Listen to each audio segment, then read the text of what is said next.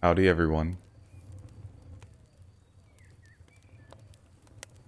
Welcome to Runt's Fireside Chat, the series where I start talking and then 30 minutes later realize that I have to stop talking even though I'm not even remotely through all of the things that I want to talk to you guys about.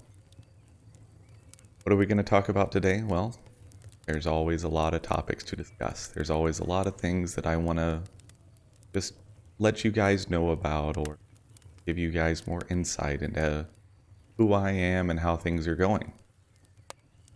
So, one of the first things I wanted to talk about is something that has become more apparent the longer I do this. This, in context, being content creation. Just like in JavaScript, I tell you this, you have no idea what this means. It's a programming joke. I love to see those. So, it's the topic of what is and isn't a good fit for your channel. And this is both on YouTube and Twitch. A lot of times you just kind of want to play what's good or play what's popular or, just like, hey, I have fun, so I don't care. And all of that, can be important in its own way. But I kind of feel that there's a good breakdown to the different options of what you can play on YouTube and Twitch. And I think there's different kinds of games that work well for pre-recorded with no chat versus you've got chat interaction and more of the live feeling. And the reason why this is coming up is because over the past week, there were two games that stood out as not good fits. Now, in this case, they were both stream games, even though one of them was actually a YouTube series. And so, first, let's talk about Good Company. Good Company is the game that I reviewed this week on Runt9 Reviews. I'm not necessarily going to spoil what my rating and whatnot was on it, but let's just say that I enjoyed the game, but I also think that it probably is going on the shelf for a bit. Keep an eye on the patches and the updates, see what comes in, see what, cool new quality of life things that the company is going to add, and they've done a great job of that so far. But I had done a 1 week YouTube series on it, and it was actually one of my highest viewed weekly series thus far. I think Gordian Quest still takes the cake on that one. Gordian Quest was incredibly popular for my channel, at least, from a percentage-based metric standpoint. But Good Company did very well. And I think that it's because in the non-live environment, it's actually a great YouTube fit because after 7 days, after 7:30 to 45-minute episodes, I think the last episode was around an hour. You see this sense of progress.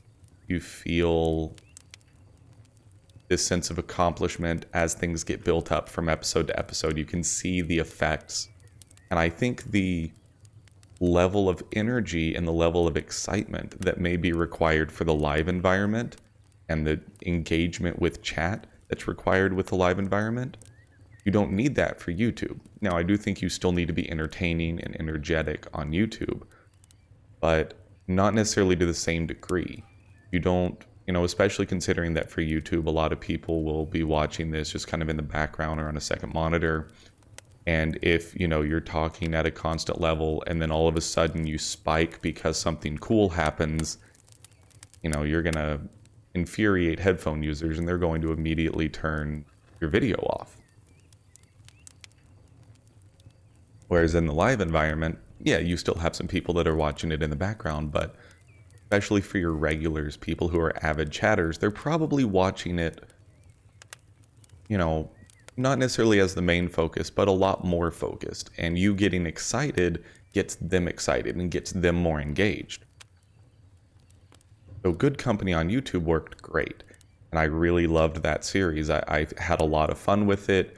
And it's definitely one of those where you don't necessarily need the synchronous information backseating from chat, but asynchronous backseating from comments can be good. And now, granted, at this point in my channel's lifespan, I'm not necessarily getting that type of feedback from comments, but I know that that is something that would be better for a game like that.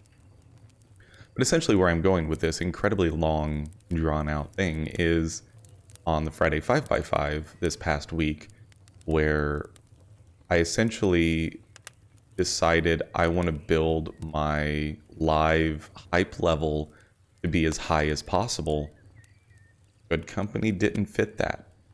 It's not a game where super amazing, exciting things happen. You're more at this, I don't necessarily want to call it flat because that sounds bad, but you're at a fairly constant level of happiness and enjoyment. And there's not a lot of times where that spikes. And granted, that also means there's not a lot of dips either. It's very constant.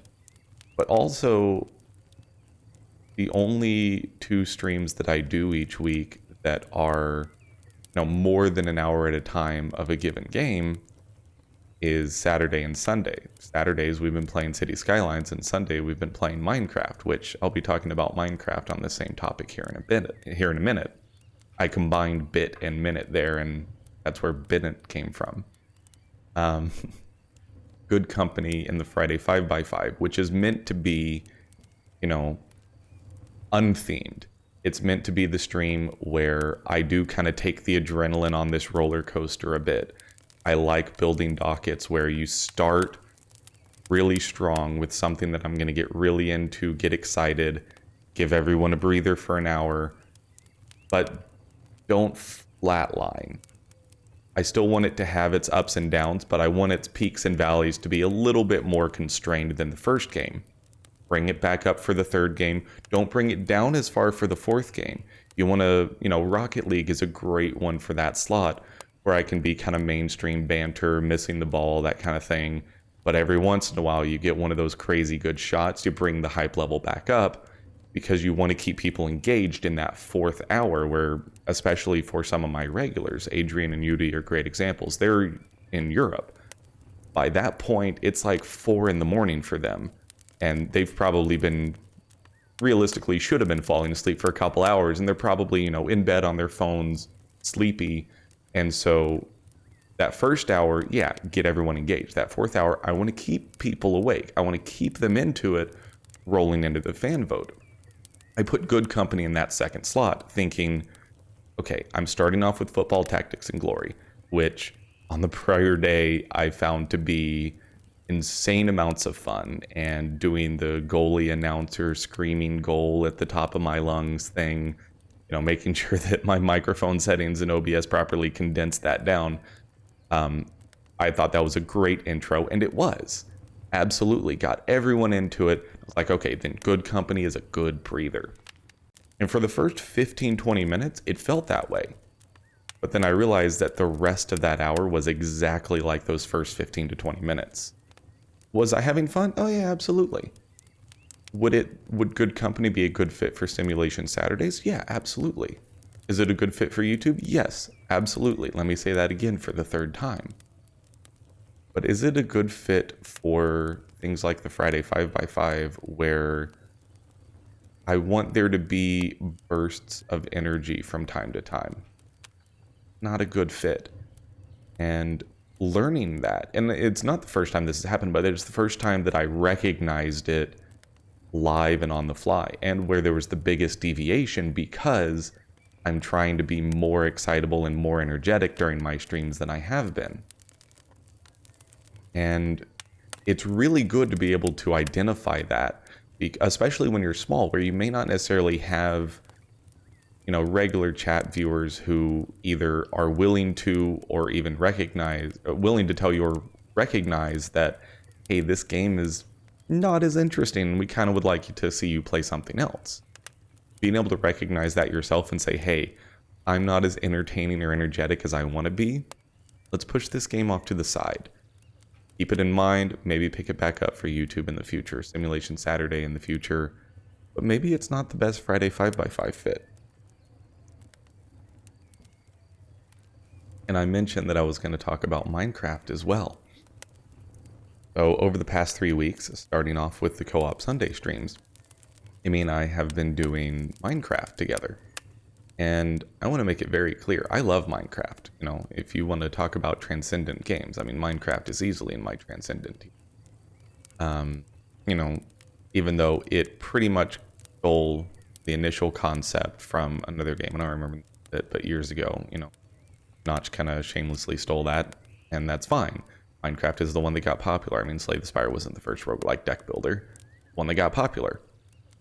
I've been playing Minecraft for years. There were, you know, LAN parties that we would finish up landing, and me and a couple of the other dudes would stay up literally all night just doing Minecraft stuff, building and mining and crafting and exploring and fighting.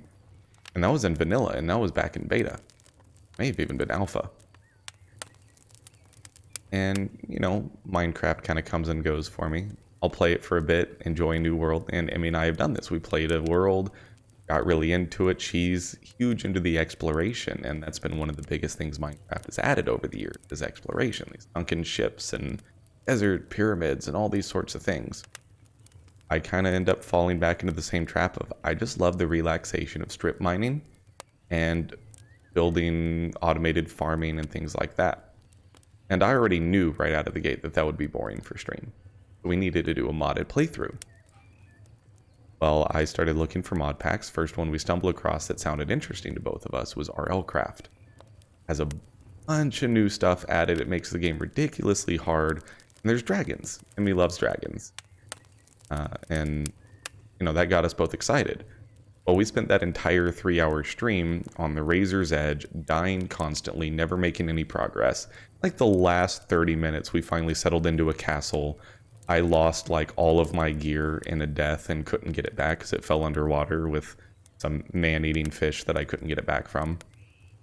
And we both basically into that stream like, too much, too difficult, too many things going on. There's too many new things, just kind of overwhelmed. I think that was a reasonably entertaining stream, mostly from a chaos perspective, but I think it was too chaotic for Emmy and I to enjoy it. And this is another topic of or another bullet point of the what is a good fit, is sometimes there are things that are a good fit for your channel that are not peak fun. Because our commentary, our constant dying, provided a lot of entertainment for people. That was, of the 3 co-op streams we've done, easily the highest viewership, easily the most engaging for people. And for us, we were just like, we don't want to do this again. And that's an interesting thought, is like sometimes the most fun thing, the one that you can be most engaging commentating, may not be as fun as watching you fail over and over again and cry tears of death constantly. Because sometimes that's really fun to watch. And I mean, I know it sounds kind of morbid to say that, but like, we're talking about games here. You know, watching your favorite streamer struggle can sometimes be very enjoying. You know, I enjoy watching Northern Lion fail constantly in Dark Souls. And, you know, eventually that moment when he finally beats the boss that he's been fighting for 2 straight hours, you know, he jumps out of his chair at the same time that I'm like clapping and screaming like, let's go. You kind of get that same feeling even if you're not having fun playing the game.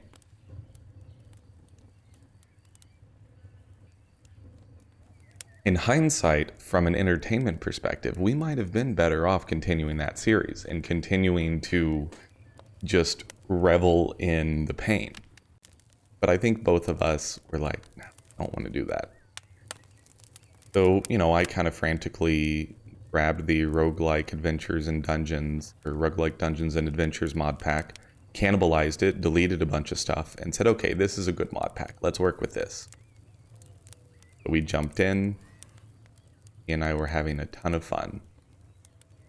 But that first stream, average viewership was about half of what it usually is. It was less than half of the previous Sunday's viewership. And, you know, I looked at it and I was like, you know, still having upload speed issues, you know, maybe didn't have as engaging of a title, things like that. Maybe I didn't advertise well enough. All totally fair things. It wasn't until this past Sunday where we played it again where I realized, man, I'm having a lot of fun, but I have no idea what to talk about. And obviously, like, when Emmy and I come up with like a conversation to start going on, it's good and it's great. You know, when we work together, and especially at the end of the stream, we were attacking some witches' villages, and there was a clip that got posted in, or I posted it in Discord. There was a clip that Howdy grabbed that was, you know, me accidentally killing her with my bow while she's fighting off a witch. And, you know, you get those moments in Minecraft that are funny. But I spent pretty much that whole 3-hour stream underground exploring caves, and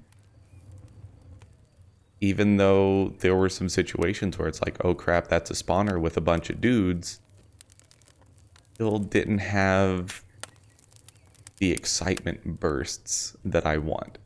And the overall energy level. I mean, I was also a little bit tired that day. The Friday 5x5 really took it out of me because I was on top of the world, maximum pog level the entire night. And Saturday and Sunday, I think, were a little bit worse. But the Saturday stream still, I think that I managed to make 3 hours of City Skylines really entertaining compared to my average level in those types of games. Not necessarily entertaining compared to the average City Skyline streamer, but definitely like more entertaining than average for me. I realize that we've been spending this half the episode talking about this, but it is like, you know, a lot of retrospective. This is my chance to kind of talk about how I feel about this stuff. But probably about halfway through the Minecraft stream, I just realized I don't want to stream this anymore.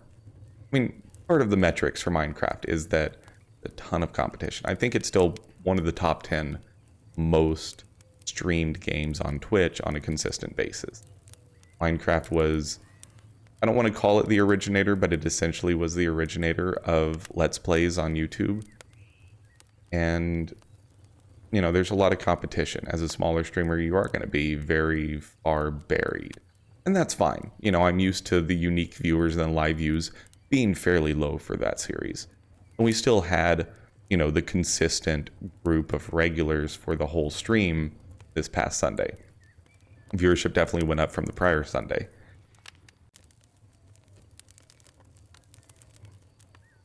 But the problem that I ran into was, even though I was having a lot of fun, and I will probably want to continue playing that mod pack with Emmy, I couldn't be entertaining for my viewers.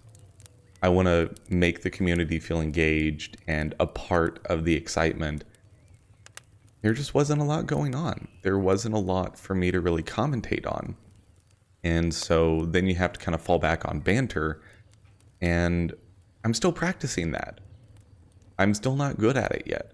And I'm going to be the first one to admit that. You know, I don't necessarily have a bunch of anecdotes to just start throwing out there. I did some of that during Nova Drift on the Friday 5x5. And for whatever reason, like, Nova Drift kind of brings that out of me. Once I get past wave 100, it's pretty easy for me to be like, okay, the build is set. There's not a lot of upgrades to talk about. It just kind of sit here, shoot and dodge for the next, you know, 20, 30 minutes, probably die to wave 200. And that's kind of my average Nova Drift run. At like 20, 30 minutes is very easy for me to fill in now with, here's a couple quips. 3-hour Minecraft stream? I run out of stuff to talk about real quick. And that's one of those situations where it's like, Minecraft should be a perfect stream fit. It should be. And Emmy and I love it. And she gets very excited when she finds something new to explore. I don't necessarily have the same childlike wonder for Minecraft that I used to, even with the mod pack. Like, even with some of the new stuff, it kind of grew stale quickly from a new and fresh and exciting perspective. I still want to play that world more. I still want to enjoy it with Emmy, but it's definitely something we're going to do on our own time. And, you know, that goes back to finding what's a good fit is kind of difficult because there's a lot of different kinds of what is a good fit.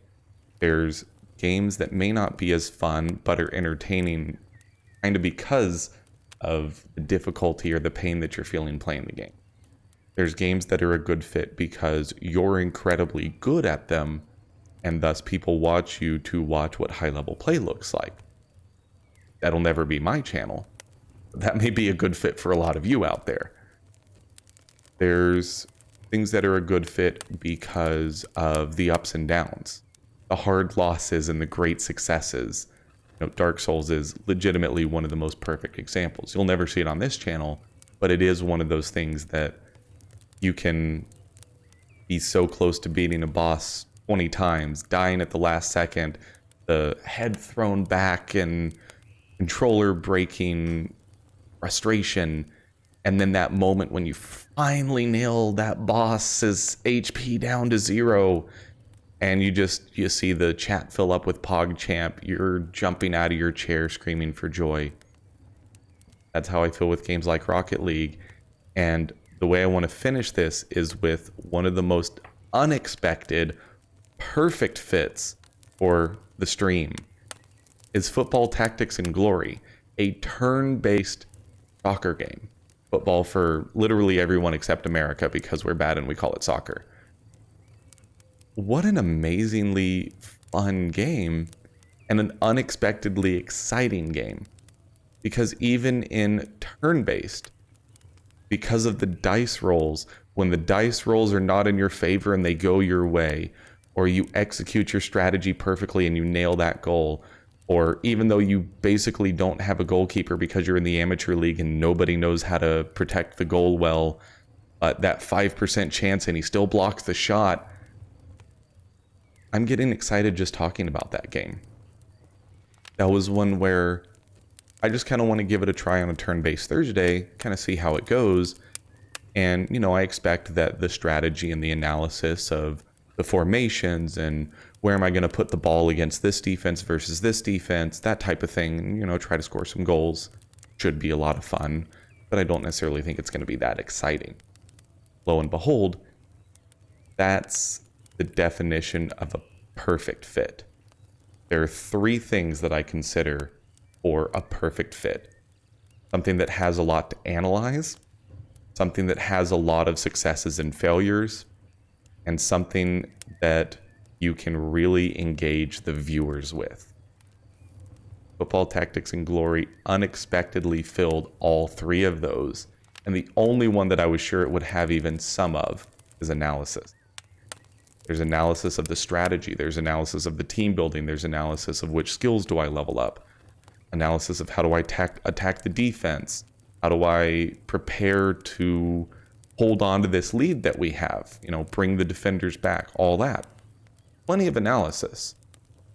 The ups and downs. We go down and score an unexpected goal, and then there's one set of actions left for the team, and it's like, we got a 3-2 lead. Can we hold on and get the 3 points instead of the 1 point for a tie?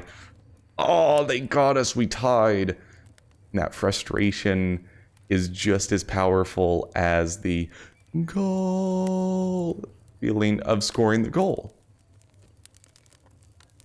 That part was unexpected. But the part that was most unexpected was the viewer engagement. The game has Twitch integration, which ended up being fantastic. Howdy and Adrian especially got super engaged because there's no football on right now. So this was a cool way for them to get involved with sports that they really enjoy. The Twitch integration allows us to name players after viewers with just a click of a button, randomly assigns it to your team. And so now you've got viewers that aren't necessarily the best players on your team, but you got to figure out how to get them engaged. And the Twitch integration allows you to be like, click here, 30 seconds, vote on where's the ball going. It's just incredible.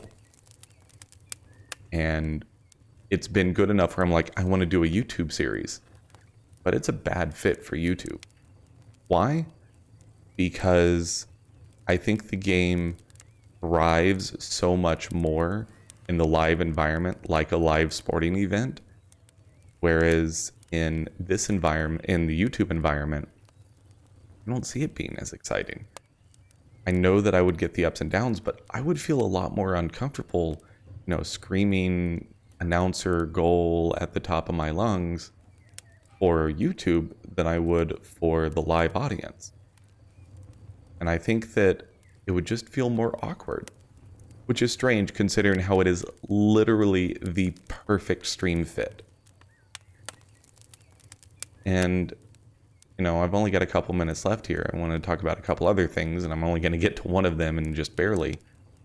But finding what's a good fit is so much more complex and interesting and fun and challenging than I ever thought it would be.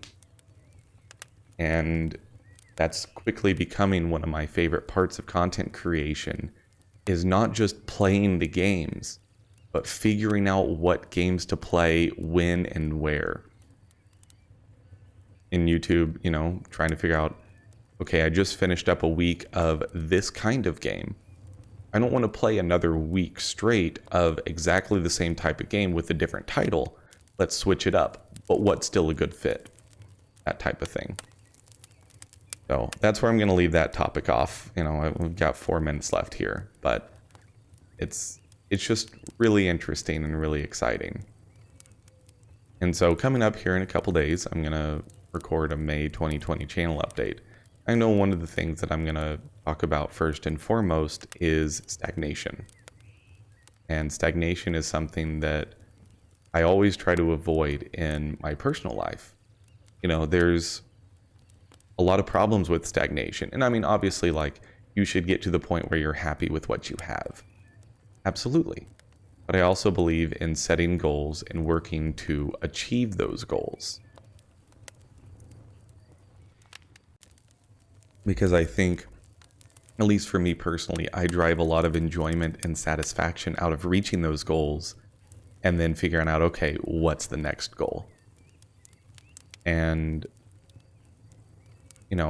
both in YouTube viewership and Twitch viewership, I've kind of stagnated. And that's fine. A lot of channels my size do stagnate.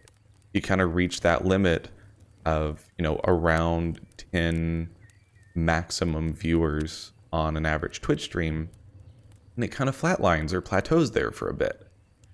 And it's kind of hard to break through that ceiling and get to that next echelon. And, especially for me, and I've talked about this before, I'm bad at the networking and the social media and the advertising and all that kind of stuff. I've been working on trying to pull together this charity stream thing that we've been working on. And you guys know that I've been advertising the crap out of it, and I think we're 7 followers away from the goal. But when you hit stagnation, you can either choose to see it as a bad thing, take the negativity in, and this is something that I talk about all the time, is taking the positive side of things, or see it as, okay, that means I've done a very good job of getting to this point, that I've done a good job of getting consistent viewership. I've got these regulars that are going to watch every video on YouTube, that are going to watch every stream on Twitch. How do I bring in a new audience? How do I branch out, try new things, get more unique, whatever the case may be? And so that's kind of where I'm at, is I see, okay, we kind of flatlined on the viewership a bit. It actually went down, and I mean, there's upload speed issues and, various other things that play into that. But the biggest thing is just, I feel like I'm not necessarily doing much new to engage new viewers. And that's okay. Again, I'm perfectly happy knowing that week over week, month over month, as long as in general we're trending upwards, we're good, and mostly never trend downwards. And April was a lower month than March, mostly, again, I'm going to keep hammering the upload speed issues home, but those are starting to clear up. Things are a little bit better. And, as different topic, but as Texas starts to reopen things and people start going back to work, the congestion on my local node will clear up and upload speed issues will go away. So, this is much more positive thing than last week, where I mostly talked about, hey, I forgot these videos and I feel bad. And I was going to talk about my checklist and how the process has been improving. But we're at the 30-minute mark. I'm just going to finish the stagnation thought with, I'm approaching it from the perspective that I know that I can help us keep growing together as a community. And I'm dedicated to finding new and unique ways to entertain, to increase my energy levels, and just continue practicing at talking in front of the camera and getting better for you guys. And so that's my promise to you again this week and the next month and the next year, whatever the case may be. I'm always going to be working on doing better, whatever the case may be. If it's perfecting what we've already got or trying new things, whatever the case may be, I'm going to keep focusing on getting better. But that's going to have to do it for this week's Runt's Fireside Chat. It was a good one, even though, I usually try to get through 3 topics, so there's only going to be 2 topics in the title on this one. First episode ever. But the first topic was a really big one. And so hopefully you stuck with me through this whole, hemorrhage of words that just kind of flowed out of this feelings of, finding what a good fit is and whatnot. Hopefully you enjoyed it. Let me know your feedback, likes, dislikes, comments, all that good stuff. But, I think that's actually the first time that I accidentally went into my outro advertising spiel, which I don't do in these. I don't need to advertise.